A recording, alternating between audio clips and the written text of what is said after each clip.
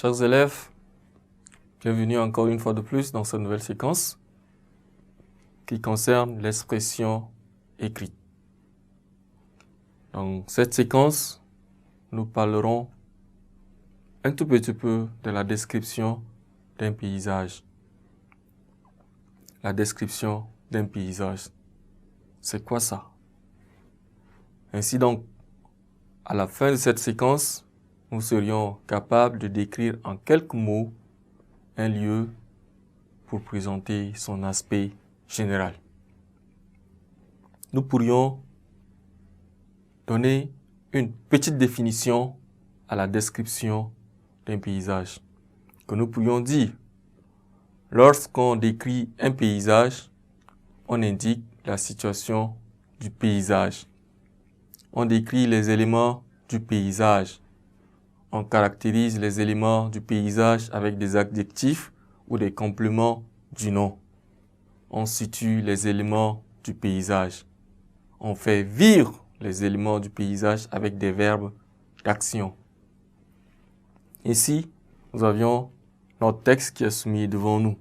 Et ensemble, nous allons parcourir ce qu'il y a pour pouvoir comprendre et essayer de décrire ou bien de faire une description d'un paysage quelconque. Nous disons dans le texte, de la fenêtre grande ouverte, Mogo admire le paysage. Sous la fenêtre se dressent quelques manguiers en fleurs clairsemées. Plus loin, poussent des touffes d'herbes vertes. Au fond, coule le bras luisant du lagon qui rafraîchit tout le paysage.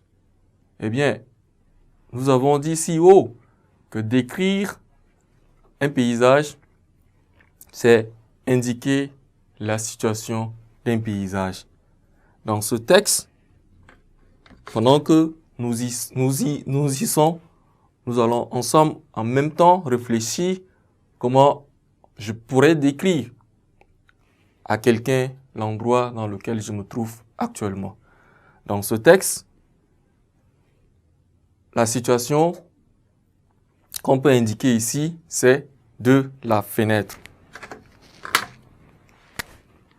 C'est de la fenêtre. Ça, c'est quand on parle de la description d'un paysage, on indique la situation. Dans ce texte, nous pourrions souligner l'expression de la fenêtre. On décrit les éléments du paysage. Nous avions les éléments du paysage qui sont, entre autres, le manguier, touffes d'herbes, touffes d'herbes vertes, bien sûr, autant pour moi, bras du lagon, bras luisant du lagon. Ça, ce sont les éléments d'un paysage qu'on peut décrire. On caractérise les éléments du paysage avec des adjectifs ou des compléments du nom. Entre autres qui sont en fleurs clairsemées. En fleurs clairsemées, vertes, encore, et puis luisant. Ce sont là les adjectifs qu'on peut, ou des compléments du nom qu'on peut ajouter et puis tirer. On situe les éléments du paysage sous, plus loin, sous. Ce sont là les éléments du paysage qu'on peut les indiquer. On les indique aussi avec les adverbes du lieu par moment. On fait vivre les éléments du paysage avec des verbes d'action. Au lieu de Mogo voit des manguiers, des touffes d'herbes, les bras du lagon, l'on préférera se dresse des manguiers, pousse des touffes d'herbes, coule le bras du lagon. Donc, on reprend ce texte-là à la forme pour pouvoir faire vivre les verbes d'action comme si l'action, les éléments subissent l'action qui se passe dans ce texte. Chers élèves, ne quittez pas la suite dans un instant.